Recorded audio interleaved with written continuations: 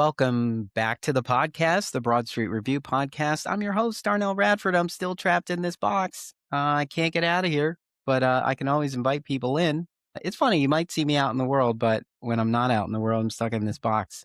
But here we are, season 10. It is still season 10. It's the 23rd episode of season 10. Just to give you an idea, listeners, we would reach this point at the end of the season, and we're only halfway through. So get ready for many more conversations. Today, I am in the virtual studio taking a trip to Yellow Bicycle Theater, which is one of the newest performance spaces here in Center City, Philadelphia. Is located conveniently across from Love Park. And I'm here with the organizer, founder, collaborator, Joshua Crone. Joshua, welcome to the podcast. Thanks for having me, Darnell. I can't remember when I first spoke to you. I think you called when I was at Theater Exile, and I answered the phone, and I was in a mood to answer questions that day. So we had Trying a nice... to find out how to. Yeah, no, I was trying to find out how to insure a theater, Yeah. and But you gave me a lot of valuable information during that conversation. yeah, we had a nice chat, and then I kept Yellow Bicycle in mind, because Theater Exile rents, but in the event that they're not available, our space wasn't available, I was mentioning Yellow Bicycle all the time. I was like, "Hey, have you heard about this new space?" And it was funny because I felt like I was, PR for Yellow Bicycle as much as I was talking about it, and I had not visited the space yet. I just knew it was there, and I knew everybody should find out more about it. And so I'm glad that I've been able to meet you in person, and I'm glad we're here in the studio chatting today. So let's educate our listeners on Josh Crone. Tell us a little bit about yourself. I guess working backwards, I moved here from New York during COVID. Initially, I had rented a small house in South Philly, and I converted the living room into a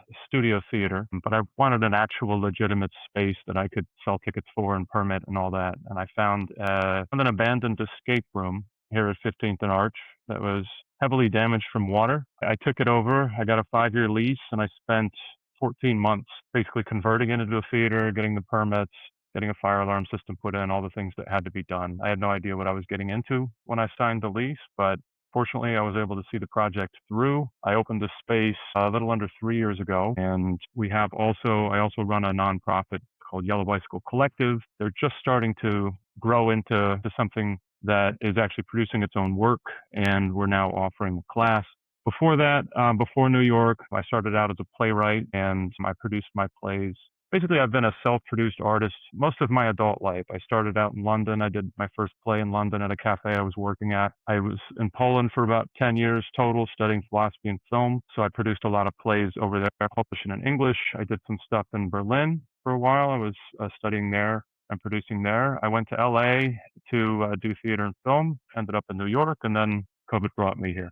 So that's kind of the overview. It's been a lot of travel. Yeah. It's almost surprising that you landed in Philadelphia. You've been in all of those places. What prompted you to come here and stay here? Yeah, it surprises me too. My thinking was that Philly is in many ways the perfect, I want to say, siege camp for New York. If you're trying to really build something substantial in New York City, you have to have tremendous capital and support behind you. And Philadelphia, given the price of rent and what was going on during COVID, it was possible for one person to be able to do the things that I did. And my long-term thinking was what would be easy for artists to commute from here. So we brought, for example, I had my shows that I brought regularly collaborate on shows here that are making the commute to do that. So that was my thinking. It was that I would be able to do everything I can do in New York, but at a fraction of the cost, which would make it possible to just do more creative work. And then also, in some ways, this represents a perfect test market for the kind of thing that I would eventually like to build in New York, to run my own Black Box Theater. So I kind of make all the mistakes here in Philadelphia, and then I can expand into New York. That was the thinking. Yeah. What happens if you make these mistakes and they aren't mistakes? You're prompted to stay here. No, I want to stay in Philly. I think this is always going to be the base of operations, but I think it's eventually the idea is to expand into a network of small theaters that send their shows back and forth. We do group like a festival. I already do a few festivals, but like this one behind me here in the Green Poster Unicycle, it's a solo show festival. But to have something like that where different spaces are producing work in cities like New York and LA or smaller towns, and then also some things in Europe because I spent a lot of time and did a lot of work there. But no, I don't think I'm ever going to leave Philly in any any final way. This is also a great place to have a big space. If what I'm doing grows, for example, we're not currently wheelchair accessible, but it would be great to be able to either move into a space that is, or to somehow, for example, there's a cafe downstairs. If we had the budget for it, we could probably take that over or put an elevator in there. There's any number of things that are possible if the business does well. So that's the long-term thinking. Yeah. You pointed out unicycle and solo play festival. Are you seeing, now that you've been here for a while, have you been seeing, is there more of an interest in certain types of play production? Are you seeing more solo artists who have one person shows, or are you seeing more like development that's happening, larger productions? Like what has been the makeup that you've seen in your space? The reason that I started doing that festival was because I was responding to what renters were approaching me with. And that might be because of the nature of this space. It's a 17 by 19-foot stage. There's 3 exits. It seats up to 50. So it's not a huge space. And by New York standards, you could do anything here. And I've done anything here. I've had 16 actors crammed into the backstage, and we've done a play that, you would think would require a lot more space. But I think the assumption is that because small, more suited to smaller casts. So we've had mostly smaller cast productions, a lot of solo shows. And then the other thing about solo shows is that it's so difficult to get a group together these days and get people there's just so many things going on. There's health issues that a lot of people are having. It makes it difficult to reliably commit to having a large group put something on and see it through. A solo show is a safe bet for an artist that really wants a showcase for their work. So I think there's more and more of that sort of thing now. Yeah. So a lot of arts leaders have been thinking about, the makeup of our community and this, as we're still calling it, like this side of the pandemic. What has, in terms of the pandemic in our rear view, so to speak, what has been the viewpoint for you as you were getting this space off the ground and going into more organized, regular programming? So my general observation has been that the pandemic killed a whole lot of things, and not so much the pandemic itself, but the response to the pandemic. So, for example, when I was in LA for it was about 2.5 years, every single theater that I did a play at is now closed. And I think I could think of 3 off the top of my head, and they're all gone. And they were wiped out during the pandemic. They couldn't sustain a prolonged period of not being able to do what it is that they do to stay open. And they were struggling before that anyway, because theater just isn't a money-making enterprise. So in some sense, the pandemic was kind of the last nail in the coffin for a lot of smaller arts organizations. And what's rising from the ashes now is a lot of the same people, but they're kind of regrouping. They're thinking smaller, like, for example, with this space, I was thinking, well, what happens if there's a lockdown? What happens if they reintroduce certain measures and things like that? How do I survive? How do I make sure that the business doesn't go under? So I think the people that are staying in business or that are reopening or starting new ventures have that on their mind, how to survive in the event that something like that happens. I was in New York when it hit. My career was doing really well. I had a show lined up, Split It Theater for the New City, in August it was the 60th anniversary of the bombing of Hiroshima. So it was a play I'd done about Hiroshima. I ended up opening that here a few years later. So under this umbrella of Yellow Bicycle, it seems like there are multiple hats there to sort of catch all of your creative pursuits. Can you talk about some of the programs that you created at Yellow Bicycle here in this space? I guess one that comes to mind was there was no real planning behind it. I just saw when UArts closed, like so many other people, I was very surprised. And so I was on my way to a painting job one day on Broad Street, and I saw all the students out protesting. And I thought, well, what could I do? And I offered them use of the space for free for a month. So you can see it, like this one here, UArts at the Bike. It's one of my favorite things that we've done here. They did an open mic for students that, as far back as like 20 years, there were some people that participated in that had graduated from UArts. It was a really nice experience, almost like a talent show. So they did that. The highlight for me was the animators showcase because UArts had an amazing animation program. So all the students of animation put together, and some former ones as well, put together a really nice showcase of their work, and we did Q&As and had some really great discussions about what UArts was, what the program was like for animators, and just about the animation industry in general. There were also 2 readings. I'll have to look back to remember what they were. There was a Summer of '69 and Yellowface Support Group, I believe was the other one. So those 2 readings went on. So that's an example of something that was fairly early on in the history of Yellow Bicycle, if it's far enough along to even use the word history. Something else would be, did you go to UArts or not? I can't remember. No, my partner went to UArts. I have connections to UArts, but not as a student.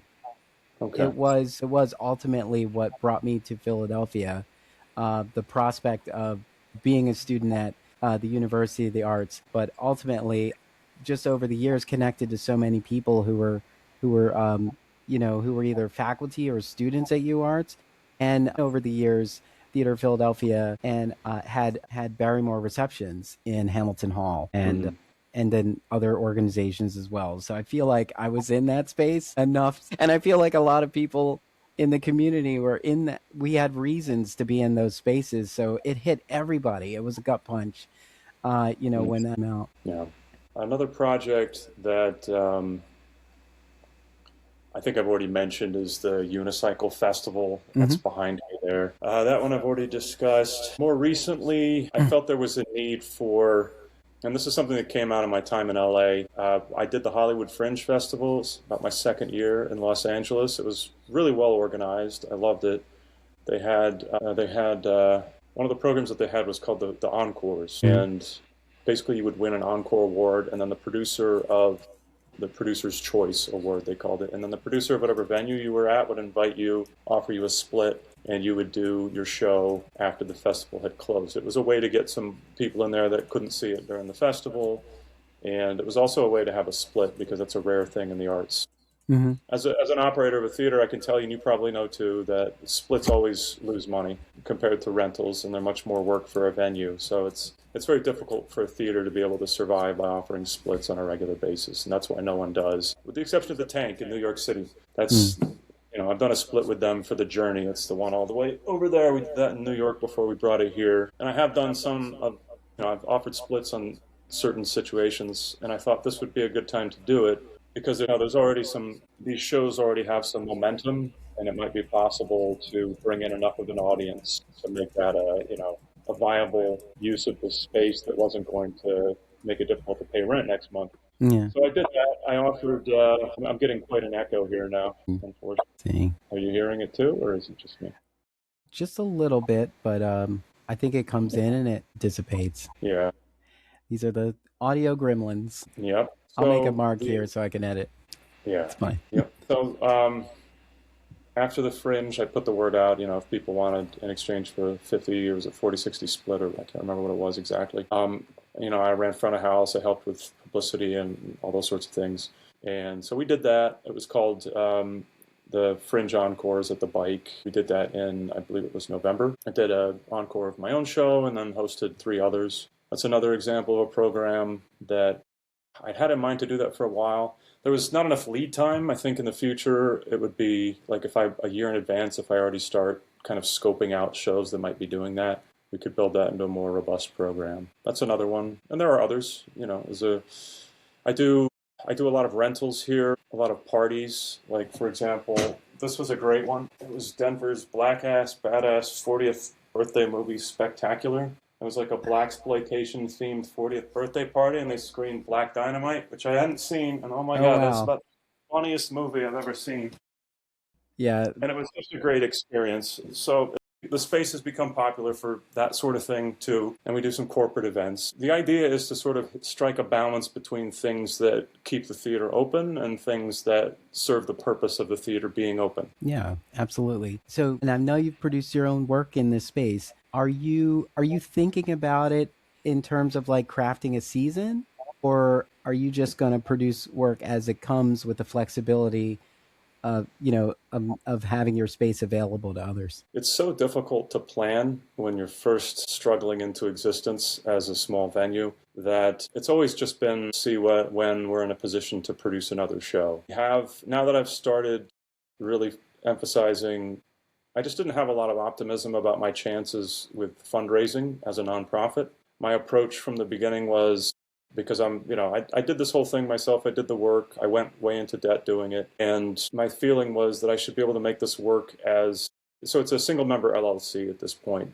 It's a conversation that's interesting because artists need to kind of, if they're really going to try to make a living in the arts, they need to find some sort of business angle, either that or they need to get very good at writing grants. And I wanted to be the business success. So I went that route and found it to be extremely difficult. I did manage to survive, but I am seeing that the longer you're open, the more name recognition you have, the more likely it is that you're going to be able to actually attract those grants. So I think starting out for profit and just showing that I'm able to follow through on the things that I say I'm going to do has helped me qualify for some grants that I probably wouldn't have gotten if I had just been a theater company without a space, for example. So I'm starting to expand more in that direction. We've just welcomed a couple new members onto the board of Yellow Bicycle Collective. We're about to offer this, really the first formal training that we've offered. That's happening now thanks to a grant from the Howley Foundation and also Creative Philadelphia. That's great.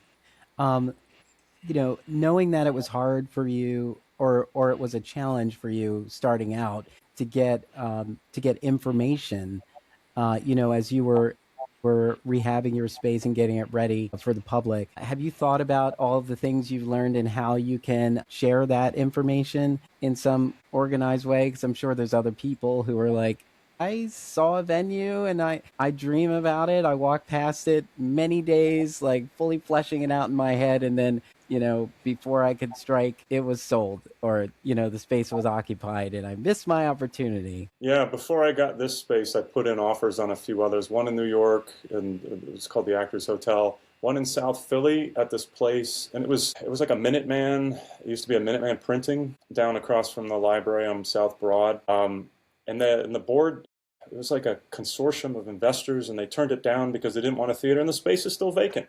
If anybody's looking for a venue, get that place because it's great. The only trick with it is you have to get a variance from the neighborhood because it's not technically zoned as a business space, but that's a great space. It's ground floor. It's a nice, you could clear out some of the stuff that's in there. It would be a good space. And when I was looking, and for years before I got this place, I was like a guy shopping for shoes. Everywhere I looked, I saw shoes. Anytime I saw an abandoned building or something, I just imagined what I could do with it. As far as the course that I'm offering, we probably won't go into venue building because that's a pretty advanced stage in the pursuit of a career, but I will mention a little bit about it. And I think some of the lessons that I've learned in trying to become a businessman. So I was a Marine and I took this course called Vet to CEO after I opened the theater. I probably should have done it well before, but I learned a lot of things about bookkeeping and just writing a business plan, understanding what it is that you offer the public, figuring out who your target audience is, all these things that I didn't really think of. I just had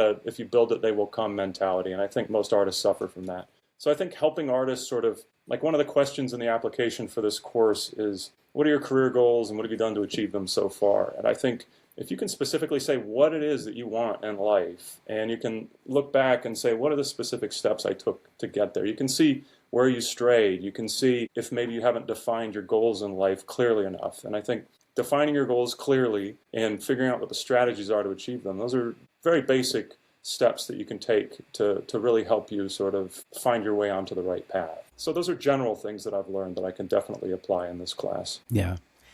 Now that you're at this point, have you looked back on the journey of getting here and said, if I knew this, I would have done this part different? Is there anything specific? I'm sure there could be like bits, minor little things, but is there something like, wow, that right there would have changed everything for me? Well, I can, and this is not going to help anyone else. Actually, when there was I forget the name of the artist that runs the Broken Mirror studio. Do you know who that is? Name escapes me at the moment. Well, he posted something on the listserv about a space. He was looking at a space. So I just sent him an email with a list of things to look for and to think about. And the main one for me was go to licensing and inspections and see what exactly that space is permitted for. That's something I didn't know to do. I just assumed that because there was an escape room in here that this was a permitted assembly and entertainment space. Well, it turned out it was a law office from the 80s and that only 6 people could legally be in here.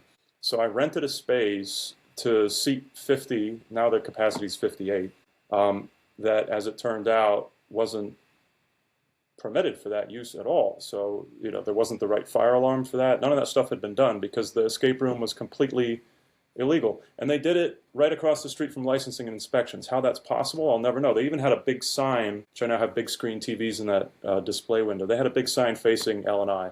And somehow, in the very uncorrupt city of Philadelphia, they were able to do that for years. I don't know how they did it. Who can imagine what they must have done? So that would be my biggest one. Go to L&I, look at what's been done there, what it's permitted for, and things like that. And also, really count your costs, because I didn't do that. I didn't, I was the contractor on this thing. I got the license for that, but I still had to hire an architect, for example. I had to hire an electrician. There were many, many things that I just didn't really think about because I didn't know to think about them. So just talk to somebody, be very pessimistic in your scheduling and your planning and your budgeting, and talk to somebody that's done some of the things that you're thinking of doing. But then at the end of the day, do it anyway, because you're going to regret it if you don't. I think if I had done all that, I probably would have walked away. In fact, I almost did right at the beginning. The first night I moved in here, there was deafening music coming from next door, and I thought, how the heck am I going to have a theater with that amount of music? And I talked to the landlord. Unfortunately, he owned that building too. So I worked out a deal with the bar next door because they were playing music incredibly deafeningly loud, and it wasn't actually allowed. So they turned the music down to the point where it was okay for the theater, and they've since gone out of business. But that's the kind of thing where I walked away that day and the landlord said, no, I'll sort it out, I'll figure it out. And then I came back and here I am. I think sometimes you just have to dive in without a safety net. You just have to, because if you have a safety net, if you have a plan B, you're going to take plan B when things get tough. If you don't have a plan B, you'll have no choice but to keep going forward. And that's really what's kept me going, is the fact that I didn't hedge my bets. I gave up everything else I had in life. I took a huge chance. I might still fail, absolutely. But I will certainly have the memories, and what matters most to me as a playwright is the productions that I was able to do because I had this space. A lot of great work came out of this, and I'll always be glad that I did that, even if I never make a dime, because I'm certainly still nowhere near breaking even on this. But I guess the real profit for me is to have a venue and to be able to make art and to be able to help other people make art. Yeah. Leap and the net will follow, as they always say. Over the years, at least as long as I've been active in this community, there have been many similar situations. Like we've had theater companies transplant from here, from other places, and came here. Like we have a company, Egopo Classic Theater, moved here from New Orleans, after Hurricane Katrina and all of that, and had a struggle getting here, but like they're still here and they're still one of those companies that produces thought-provoking work. It's just so interesting. Like when you think about everybody's journeys, all of this is really helpful because, if you go to school for theater and you focus on acting, at some point you're saying like, I want to create a space I can play in, but you didn't go to school to be to raise a building. Like there's a lot of arts leaders who don't have a path to like raise a building, but they had to learn on the go when the opportunity presented itself. And they, all these things, they just come out of nowhere. And like we're all just learning on the fly, because if we spent so much time trying to learn it ahead of time, like we wouldn't make anything happen. Yeah. You're right. You do have to get through those things and know that there are obstacles coming, and just be prepared to try to give yourself a little bit of room to see them as far ahead as possible and be able to react, when they come up. And they are things that you do feel better about once you're on the other side. And also you just don't know that they're going to come up. I mean, that thing about the buildings, like you're saying, this is all so useful because you're just thinking about the space that you found that you can occupy. You're not really thinking about your neighbor or like what happens here on Thursdays at like 10:30, and it's been happening consistently for the longest time. You don't know, and then those are things that you have to deal with as you as you come up. And I think all of those things, I would imagine, make us feel more passionate about the path that we're on. And, I handled that. Like, what else can I do? Like, what else will come my way?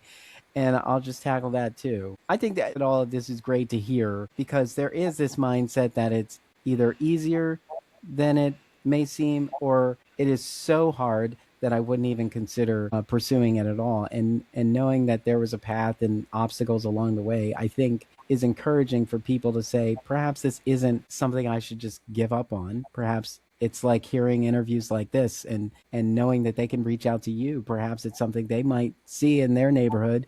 There's a space that they can occupy and move forward on. So we never know, but we just hope that everything we're putting out into the world is going to be enough to help somebody else move in a space that was a little bit challenging for us. A simpler start is the one that I had in South Philly, and that's what brought me here. I actually came here to meet with a stop motion animator. I was living in a cabin in the mountains during COVID, and I wanted to possibly work with him on a film that I was in pre-production for. I came here to meet him. I went to get the yellow bicycle fixed at Via Bicycle on Broad Street. It's a great vintage bike shop run by this guy with a Dali mustache named Curtis. He can fix anything. They're phenomenal there.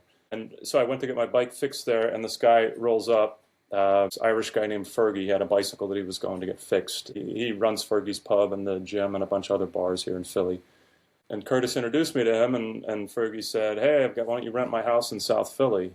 He had this house for rent, and I said, "Well, can I build a theater in the living room?" He's like, "Sure, why not?" And that was it. That was all it was. I didn't even plan to move to Philadelphia, but when he showed me the house and I saw the possibilities, and I had a landlord that was going to be cool about stuff like that, then all it took was some black paint and some $30 par cans from Amazon and a couple of dimmers, and I had a little theater, and we did real things in there. It was a little commune for a while. I invited people to come stay there, and we did work, and I was teaching a class. It was a whole thing. And basically, I was paying the same rent I would have been paying for any other house. It wasn't that bad, and I split it with the people that were living there.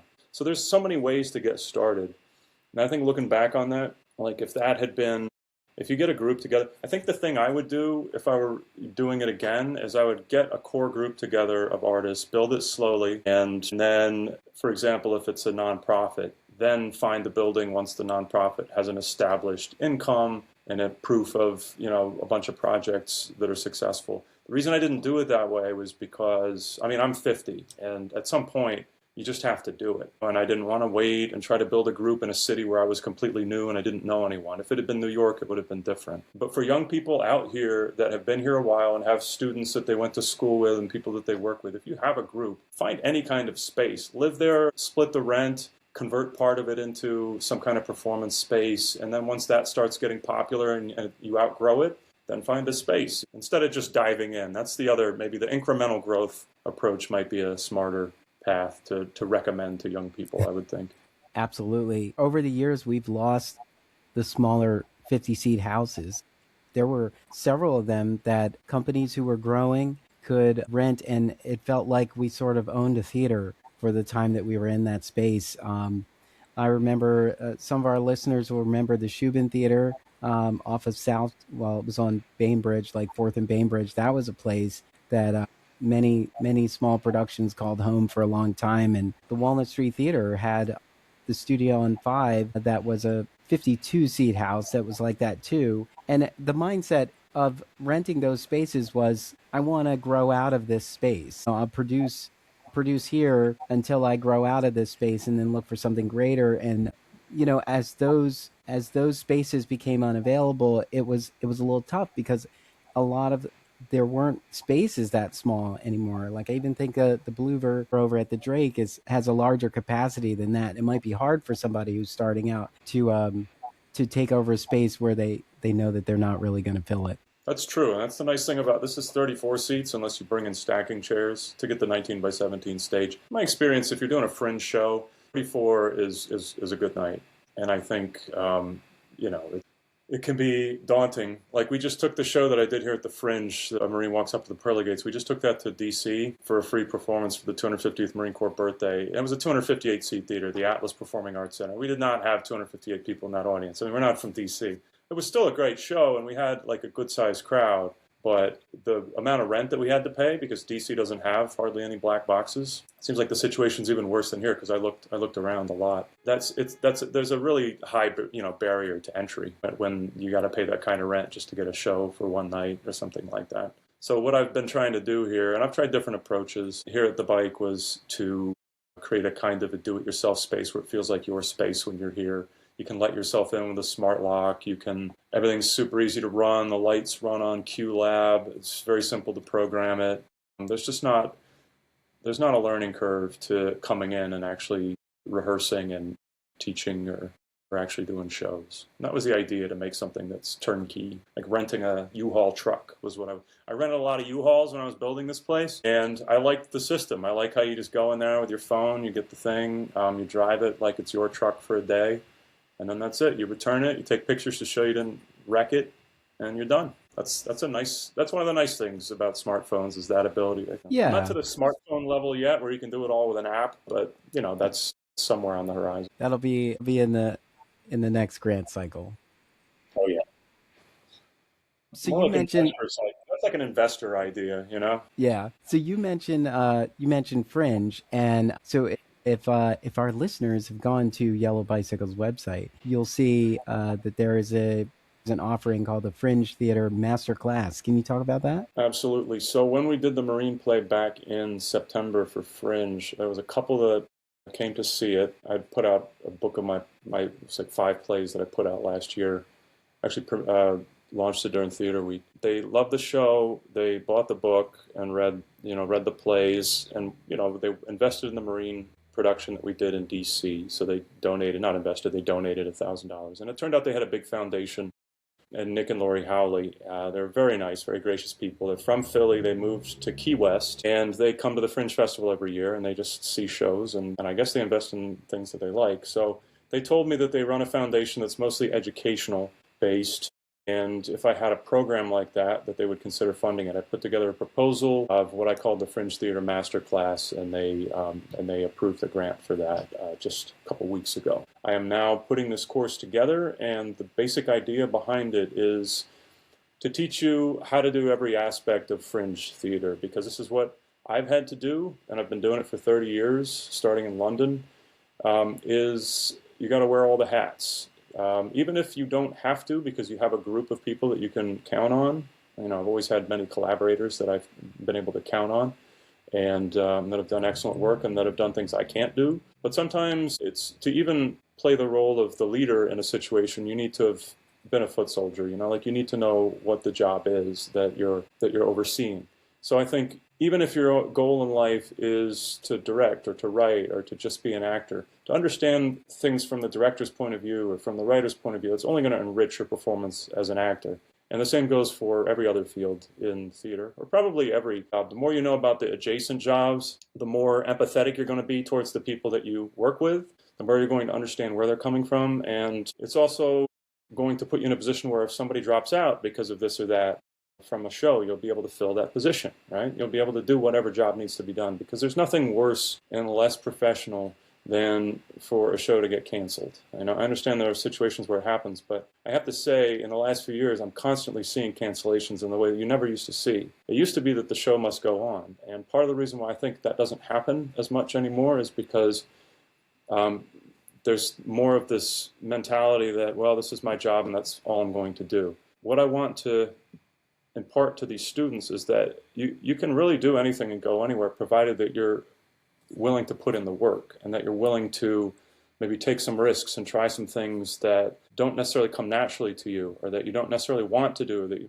a lot of things, that's work, right? Like you don't want to do a lot of the things that you have to do. I'm a writer, but every time I sit down to start a new play, I'm like, oh God, the beginning is so tough. It's how do you get over that hump? How do you get past, once you get past page 60 on your way to page 120, yeah, it's natural and it flows. But if you're sitting around waiting for inspiration, or if you're sitting around waiting for an opportunity and waiting for somebody to hand you the career that you want, you're probably going to wait a lifetime and you're going to end up bitter and disappointed and unfulfilled. The way to avoid that is much more frustrating maybe, and certainly more expensive, but it's a way where there's incremental progress. There's a way to If you're an actor, showcase yourself. George Griffith was just here for a fantastic film screening. You weren't there by any chance, were you?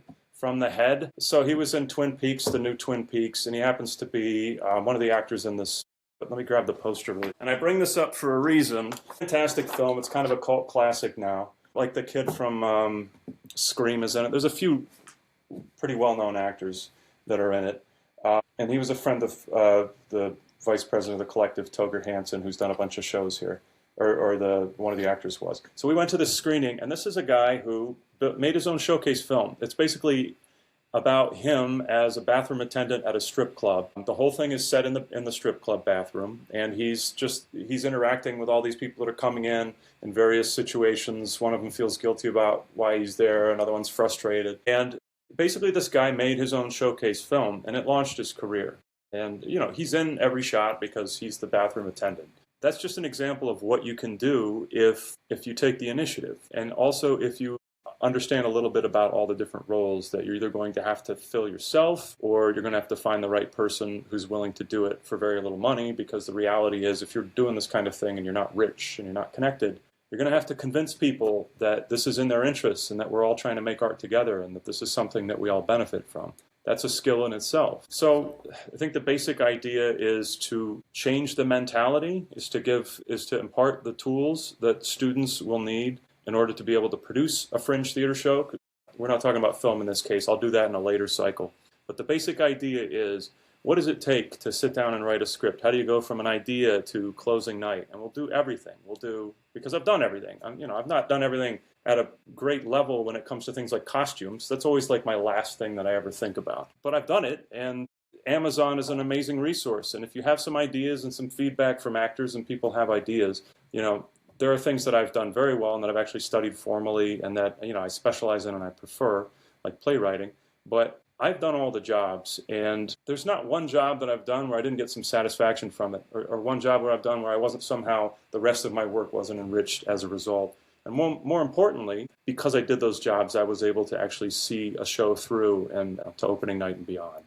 That's basically what the course is for. It's going to be Tuesday evenings starting in February. You can apply for the next 2 weeks online. And then we do a Tuesday evening, 6 through 9, until the end of June. We're doing a reading showcase during theater at the end of, it's going to be like, I think the first weekend of May, so like the second weekend of Theater Week. And then the whole program culminates with rehearsals for student-written one-act plays, which we'll rehearse in July and August, and then we'll premiere that student showcase at the Philadelphia Fringe Festival in September. And I know I've gone on for quite some time here, but just to wrap it up, the most, I think, attractive thing about this course, apart from the fact that it's going to give you a very well-rounded introduction to all the aspects of Fringe theater production, is the price itself. Because of the funding that we've received, we're able to charge basically a nominal fee of $200. 120 hours of instruction, so you're paying a little bit more than $1 an hour to be in the theater working on and learning, from people that have done this. And there'll be other people teaching in the program as well. So that's the Fringe Theater Masterclass. That's really cool, and that's a great offering. I'm sure there are many people out there thinking, how do I get started? And a masterclass like this would be a great way to move in the direction that you want to go. Earlier you were talking about, wearing all these hats, and it is very valuable, even if you don't want to focus on all of those hats, like you don't want to wear all those hats all the time. But if you've worn them, you can help somebody try them on. It's much easier to say, like, hey, this might be of interest to you. I can talk to you about it, share this information, and then see where you go with it, and you can still guide them because you comfortably wear those hats. And we get a lot of our knowledge in this community from people who have just been doing it for so long, who have picked up, who have gone through unconventional situations, who have been like, you'll never believe this kind of stories. And all of that stuff becomes so valuable because they're just like, wow, that unique experience that you had really opened my eyes to a lot of things. And I'm glad you shared that. Communication and the transfer of knowledge in our business must continue. And it's so hard because technology makes it easier for us to connect, but it also gives us an out to not assemble. like to go somewhere in person and be there amongst people. Like when you're sitting in front of people, the conversation you have is much more unique than it would be if you're just on screens, as I'm saying this from my red box. I'm just well trained. I've been good at this. But there's so much value in that, and so we can't lose sight of it. So I'm glad that this master class is an option, and I really hope people take advantage of it, because something that's unique about our Fringe Festival, Philly's Fringe Festival, is that it does sort of teach you how to produce a show. There's a lot of resources that they give you that they could have just said you're on your own, but they don't. Over the years, there are many artists who have, through their participation in the Fringe Festival, knew how to engage the press, knew how to go after insurance, whether it be event specific or full on liability insurance. And like once you have those things, you're a company year round. If you're going to get liability insurance instead of getting just event insurance, you'll be covered for the whole year. Now you can do more work and not just have the festival. Those are things that you learn in that process as you're weighing out the options of things that you can do. And it's also very clear, like, you shouldn't be focusing on just doing one show.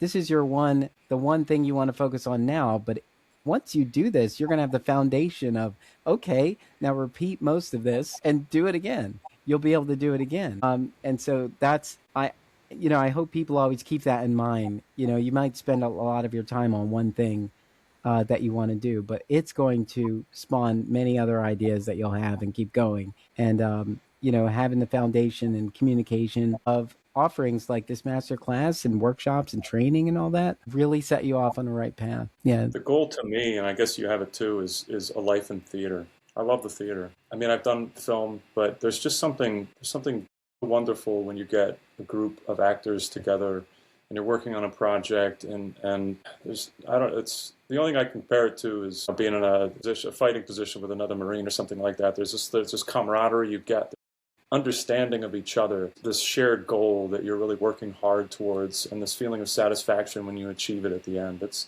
just a wonderful cyclical experience when you can get a group of artists together and you start doing that on a regular basis. And that's always been the goal for me.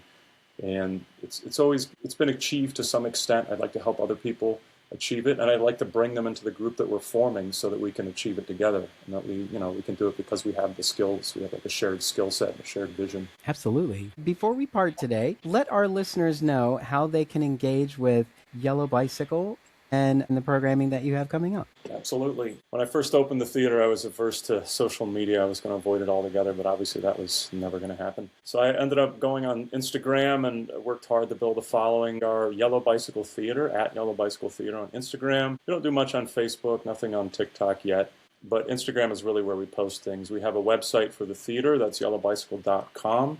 And then yellowbicycle.org is the nonprofit. You'll see the ad for this masterclass on all three of those channels. And then we also have a YouTube channel at Yellow Bicycle Theater where we posted our most recent documentary. What we did when we did the DC performance of Marine was I had myself and another actor filmed. We had two cameras going. We filmed the making of, and then we had two cameras for the performance itself in Washington, and I cut all that into a documentary, which we premiered at the Fringe Encores. So that's a good example of the kind of work we do here, because it shows the group working together on a project, and then we see the actual project. So it's about a 2-hour thing. 25 minutes is making of, and then it goes into the actual show itself, so you can see the whole show.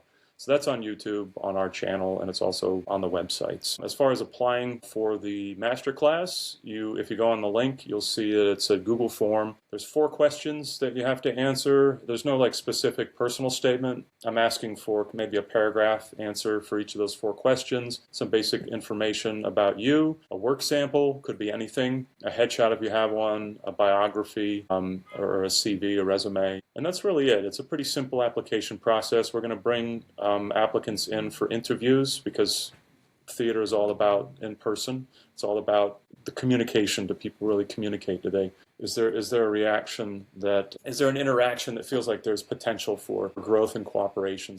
I always felt that's important. I know, without going on too much of a digression, I've never been a fan of online casting. I've always felt like, and I get a lot of, especially younger actors, that they ask me, can we audition for the play remotely because we're out of town? And to me, it's just so important that the actor come in and see the space themselves, for them to even see what it is that they're getting into, and that we see how the actor performs in a space. Do they hold the space? Do they command the stage? These are things that you can't get in a self-tape video. So we'll be bringing the actors in, or the applicants in, for an interview and an audition if acting is what they're focused on, and that's all happening at the end of this month, and then we start the course February 10th. All right.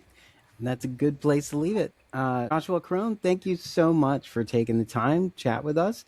Everybody, it's Yellow Bicycle Theater. You can go to yellowbicycle.com and you can visit the space. It's at 1435 Art Street on the second floor here in Center City, just across from Love Park. You'll find out about the Masterclass, the Fringe Theater Masterclass, which is pretty much, it's on the front page. And find out what's going on at Yellow Bicycle. I guess one of the newest venues here in the city. And they're doing great work over there. So Josh, thank you so much for taking the time to chat with me. It was truly a pleasure. Thank you, Darnell.